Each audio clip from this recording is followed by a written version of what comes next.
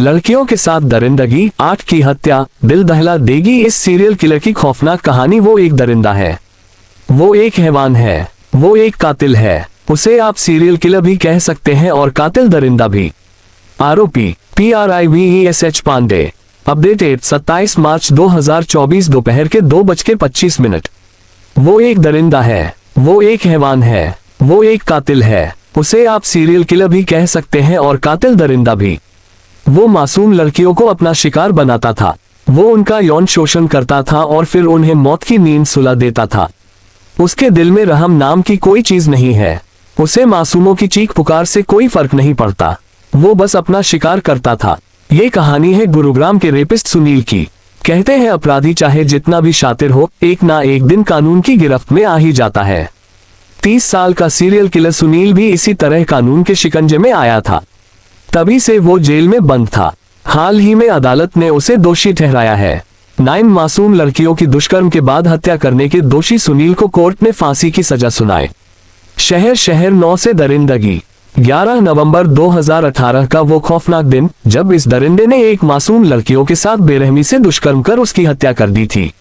Gurugram sector -65 थाना क्षेत्र की झुग्गियों में रहने वाला यह वहशी सुनील पास में खेल रही 3 लड़कियों के पास गया और उन्हें 10 रुपये का नोट दिखाकर अपने साथ दुकान पर चलने को कहा। 2 लड़की तो नहीं गई, लेकिन 3.5 साल की एक लड़की चली गई।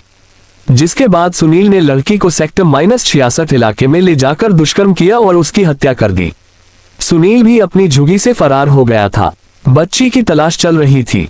इसी बीच अगले दिन एक मंदिर के सामने बच्ची का शव विकृत हालत में मिला। शव पर कटे के निशान थे। उसके चेहरे एक पॉलीथिन लपेटा हुआ था। सिर को पत्थरों से वार कर बुरी तरह कुचला गया था। लड़की के प्राइवेट पार्ट में ईंटों के टुकड़े व लकड़ियां ठूसी गई थी। शव को देखने से ही स्पष्ट था कि बच्ची के साथ बर्बरता की गई है। बलात्कारी सुनील 12 नवंबर 2018 को बच्ची का शव सेक्टर -66 इलाके में पड़ा मिला था। पोस्टमार्टम रिपोर्ट से पता चला कि आरोपी ने मासूम लड़की के साथ हैवानियत की थी। उसने लड़की की पीट कर हत्या कर दी थी। उसके सिर पर भी ईंट पत्थर से वार किया गया। मामले में सुनील पर पुलिस की ओर से 2 लाख रुपए का इनाम घोषित किया गया था। SIT ने कार्रवाई करते हुए 19 नवंबर 2018 को आरोपी सुनील को गिरफ्तार कर लिया।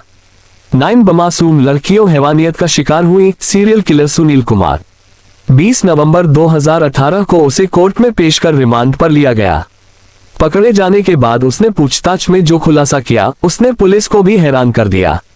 जानकारों ने उसकी दरिंदगी की दास्तान सुनकर उसे न केवल एक पीडोफाइल बल्कि एक नेक्रोफाइल भी करार दिया।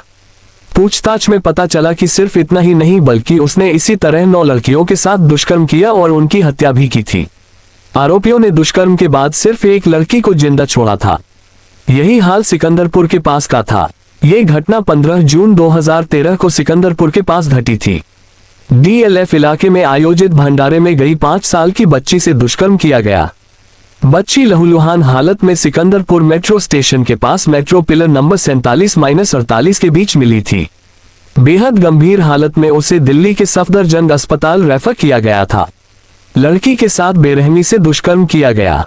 लड़की के प्राइवेट पार्ट्स की 13 बार सर्जरी की गई। गुरुग्राम पुलिस ने FIR दर्ज कर जांच शुरू कर दी, लेकिन मामले में कोई सुराग नहीं मिला, जिस पर 2014 में कोर्ट में ट्रेस रिपोर्ट दाखिल की गई। फरवरी 2018 में फोर्टिस में बच्ची के प्राइवेट पार्ट की 13वीं बार सर्जरी हुई। 15 दिसंबर 2018 को आरोपी सुनील के खिलाफ कोर्ट में चालान पेश किया गया। कोर्ट में CCTV फुटेज के अलावा अन्य मेडिकल और फॉरेंसिक सबूत पेश किए गए। पुख्ता सबूतों और गवाहों के आधार पर कोर्ट ने बुधवार को दोषी सुनील को फांसी की सजा सुनाई। रोंगटे खड़े कर देने वाली अपराध कुंडली। पुलिस को सुनील पर दिल्ली, गुरुग्राम, ग्वालियर और झांसी में 8 मासूम लड़कियों के साथ जघन्य अपराध करने का शक था। पहली पीड़िता 4 साल की बच्ची थी, जिसे 2016 में गुरुग्राम के एक मंदिर से अपहरण किया था।